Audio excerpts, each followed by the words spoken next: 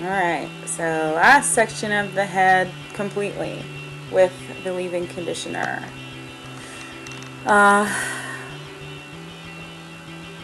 Just basically showing you, because I want to show you what it looks like when it's all finished. I apologize if you hear any rustling or anything. I'm trying to turn my fan on because I'm getting hot. There you go. So if you hear anything in the background, it's probably my fan. But yeah, you can see how like these pieces, some of these pieces aren't even heat damaged. Like that piece that I'm twirling right there, it's not even heat damaged. It's just, that is how loose the curl is. So you can see where I had to figure out some way. I couldn't just rake product through my hair and expect it to look uniform and for me to be satisfied with it. I couldn't even just detangle it with a detangling comb or brush and just let it do its thing. I really envy people who have largely one type of curl pattern and size all through their head, no matter what size it is, because it is a lot easier to style. But if you don't, you can try this. So this is my curl definition with just the leave-in conditioner. Pretty cute. Lots of white residue because it's still wet. This takes me about an hour to do this part. It takes me about 2 hours, an hour and a half, because of having to sit with protein treatments on my head when I'm washing my hair. It takes me about an hour and a half to wash my hair fully on wash day, and then it takes me about an hour to do the defining like this, and then the rest of the product and styling takes me just like half an hour or so. But like I said, spending 4 hours in the beginning of the week, or on day one of the styling session, I'm just showing you what I used again, spending that amount of time so that you don't have to spend that amount of time later, it's worth it to me. The rest of my days go pretty fast. So now I'm using the Taliah Waajid Curly Curl Cream.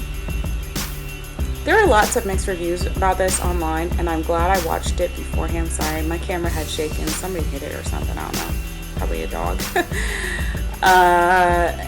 Yeah, there were a lot of mixed reviews about this product, and I had already gotten it from my mother, and she didn't like it because she said it was just laying on her head, on her hair. She has very fine hair like me too. I actually think she might have finer hair than me. But I was like, okay, I need to figure out what have people said about it, what are the complaints, so I have some kind of game plan going in. And I found that it's very like a tricky product to work with. I think one YouTuber said it was not like anything else she had used before, and it's absolutely true, because it's balmy, but then as you rub it through your hands, it emulsifies and becomes creamy, but like tacky almost. It's really hard to describe, but what I'm using it as is just a styler in between, just to kind of lock in the shape that I've created. And it does do some curl lengthening. So if you do want your curls to lengthen, if you do want to stretch them out, this is a great product for it. I just use it because I knew it would have enough hold to keep the definition that I just put in there. The leave-in conditioner, definitely not. Once your hair dries with the leave-in conditioner, it's just, I don't know, fluffy. But you definitely, if you want to keep this for more than one day, use something that has good enough hold, but it's not as strong as like hard hair gel or something. So it's a good middle ground. You do have to work it through. I'm not just doing the outer portions of my hair, but I'm doing some inner portions of my hair, but I'm not going through and redefining every curl with it. I just basically want to get a general distribution for how thick my hair is. And so if your hair is thicker, you may have to do some more random pieces, like sections within the bulk of your hair to do that. Or if your hair is not as thick, you may not have to do that. You may be able to get through all your strands just from the outer portions, but I definitely cannot do that, not with this product, even if I rub it between my palms really well. And I was concerned about there being residue But once it dried, I really didn't have that problem. And it also dries very shiny, but like a healthy shine.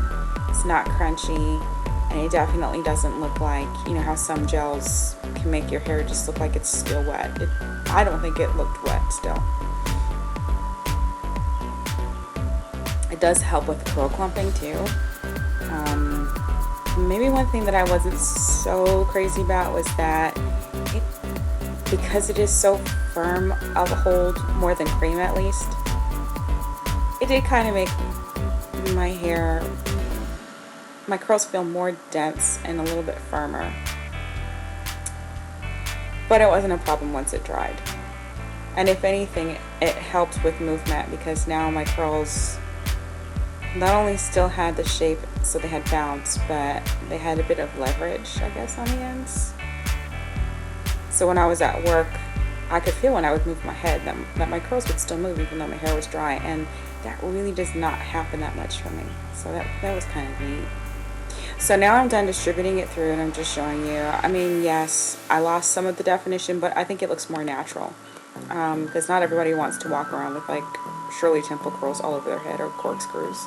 And for the most part, I still have lots and lots and lots of curls. Definitely more curl definition than I had ever had before trying other methods. So I'm just getting ready to do the next part.